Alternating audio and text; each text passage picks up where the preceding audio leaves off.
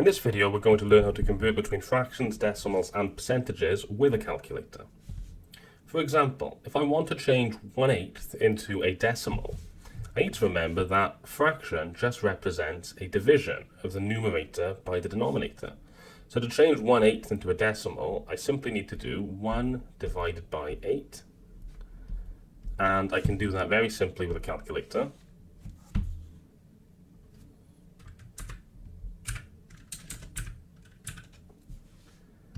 On a modern calculator, I would then need to press SD, which stands for third to decimal, and I get an answer of 0.125. Of course, this is a useful one to remember, but with a calculator, that's all we'd have to do. Secondly, I want to convert 1/3 into a decimal. So with a calculator, I could simply do 1 divided by 3.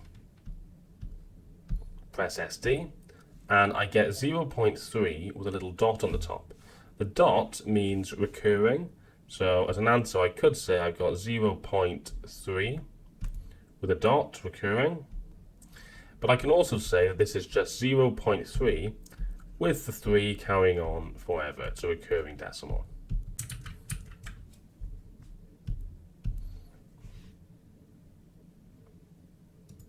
Here are some questions for you to try. I would like you to convert these to decimals using your calculator. When you're ready for the answers, press play. Here are the answers.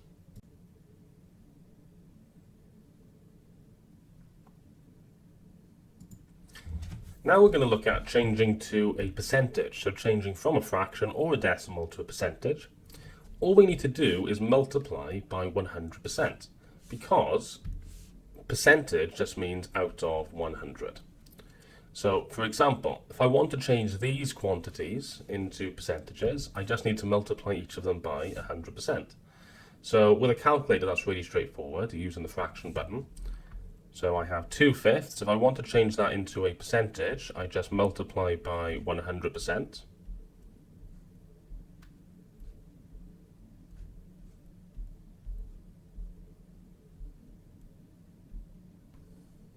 And I can use the fraction button for that.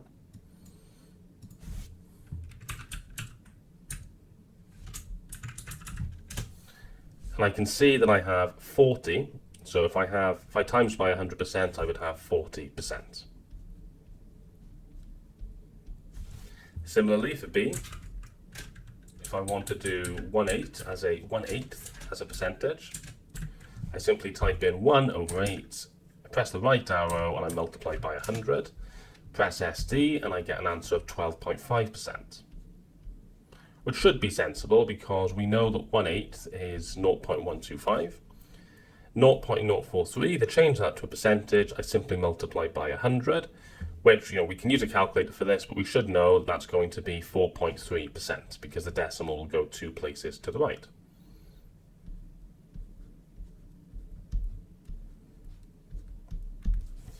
Three-fifths, to change that into a percentage. You probably remember from the previous video what this is, but with a calculator we can just do 3/5 multiplied by 100, which gives us 60%.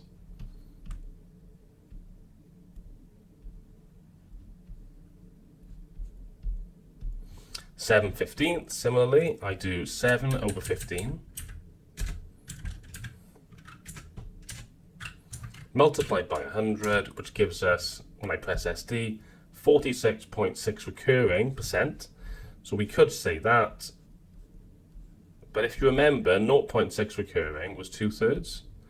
So you probably think of this as either 46.67%, because you'd round it realistically, or you can think of it as 46 and 2/3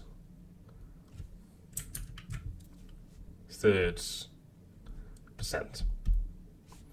0.098, to change that to a percentage, we multiply by 100%, which will give us 9.8%.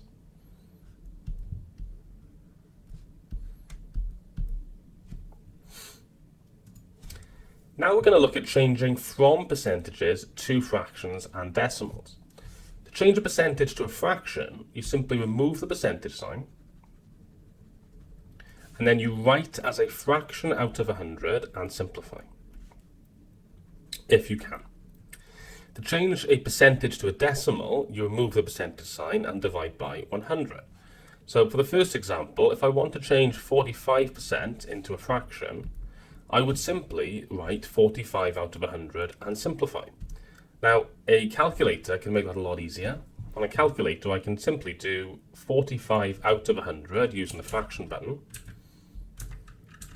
Then when I press equals, the calculator will simplify my answer as far as possible, giving me 9/20.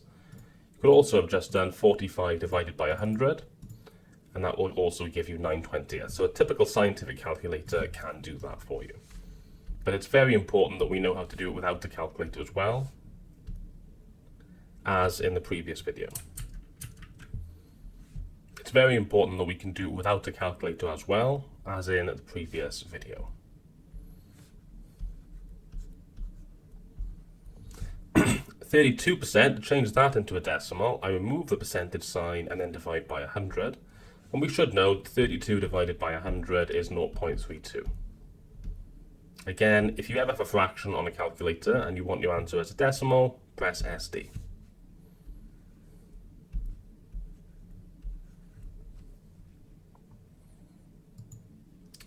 Here are some questions for you to try. I'd like you to complete the table using the methods that we've discussed.